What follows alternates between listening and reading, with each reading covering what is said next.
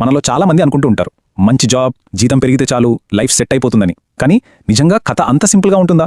మన అంచనాలకి అసలు వాస్తవానికి మధ్యున్న గ్యాప్ని ఈరోజు చూద్దాం. జీతం పెరగగానే మనలో చాలా మందికి వచ్చే ఫస్ట్ ఫీలింగ్ ఏంటి? అబ్బా, అమ్మయ్యా, ఇక లైఫ్ సెట్ అయిపోయింది అని. కానీ ఒక్క నిమిషం ఆలోచించండి, నిజంగా అంత ఈజీనా? ఆ ప్రశ్నే ఈరోజు మన చర్చకు ఆధారం.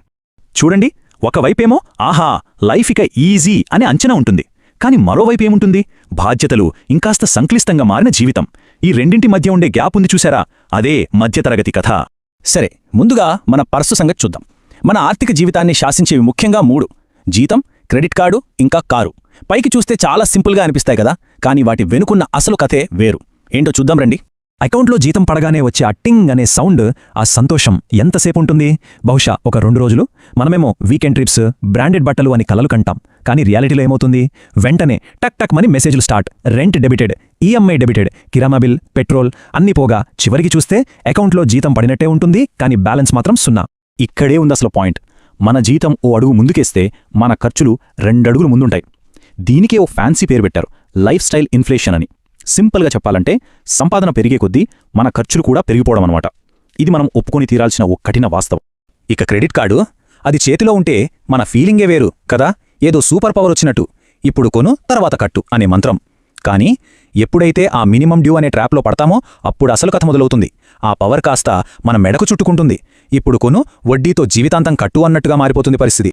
అయితే ఇక్కడ మనం ఒక విషయం క్లియర్గా అర్థం చేసుకోవాలి. తప్పు కార్డుది కాదు, దాన్ని మనం ఎలా వాడుతున్నాం అనే క్రమశిక్షణది. దాన్ని ఒక టూల్లా వాడితే లాభం, అదే అదుపు తప్పితే నష్టం మనకే. ఓకే, నెక్స్ట్, మనలో చాలా మందికుండే పెద్ద కల ఒక కారు. స్టేటస్, కంఫర్ట్, ఫ్రీడమ్ అన్నీ వచ్చేస్తాయని అనుకుంటాం. కానీ కారు షోరూం నుంచి బయటకు వచ్చిన క్షణం నుంచే అసలు సినిమా మొదలవుతుంది. నెల తిరిగేసరికి ఈఎంఐ, ఏడాదికి ఇన్సూరెన్స్, మధ్య మధ్యలో సర్వీసింగ్, రోజు పెట్రోల్, దొరకని పార్కింగ్, అబ్బో ఈ లిస్ట్ అలా సాగుతూనే ఉంటుంది. అందుకే సరదాగా అంటుంటారు, కారు తిరిగే కిలోమీటర్ల కన్నా మనం కట్టే ఈఎంఐ సంవత్సరాలే ఎక్కువని. వినడానికి ఫన్నీగా ఉన్నా అందులో చాలా నిజముంది కదా. సరే, ఇప్పటిదాకా పర్సులో విషయాలు చూసాం. ఇప్పుడు జీవితంలోని మరో పెద్ద మలుపు గురించి మాట్లాడదాం. పెళ్లి, పిల్లలు. ఇవి మన ఫైనాన్షియల్ లెక్కల్ని ఎలా తలకిందులు చేస్తాయో చూద్దాం. పెళ్లి అనగానే మన అంచనా ఏంటి? Double income, double happiness. కానీ రియాలిటీ ఏంటి? డబుల్ ఖర్చులు, ట్రిపుల్ ఒపీనియన్స్. ముఖ్యంగా డబ్బు విషయంలో ఒకరు సేవింగ్స్ ముఖ్యమంటారు, ఇంకొకరు అదిగో సేలుంది, ఆఫర్ మిస్ అవ్వకూడదు అంటారు. ఇక్కడే వస్తుంది అసలు చిక్కు. చూడండి, ఏ రిలేషన్షిప్లో అయినా ప్రేమ అనేది ఫౌండేషన్ లాంటిది, నిజమే. కానీ పెళ్లి బంధంలో డబ్బు విషయంలో క్లారిటీ సిమెంట్ లాంటిది. అది బలంగా లేకపోతే చిన్న చిన్న అభిప్రాయ భేదాలే పెద్ద గొడవలకు దారితీస్తాయి. ఇక పెళ్లి తర్వాత మన జీవితంలోకి అతి పెద్ద, చాలా ఏళ్లపాటు ఉండే ఓ ఖర్చు వచ్చి చేరుతుంది. దానికి మనం మెంటల్గా, ఫైనాన్షియల్గా రెడీగా ఉండాలి. ఏంటది అనుకుంటున్నారా? అదే పిల్లల చదువు. ఈ రోజుల్లో ఒక మంచి స్కూల్ ఫీజు ఎంతుంటుందో తెలుసా? అదే మన ఏడాది సంపాదనలో చాలా పెద్ద భాగాన్ని తినేస్తుంది.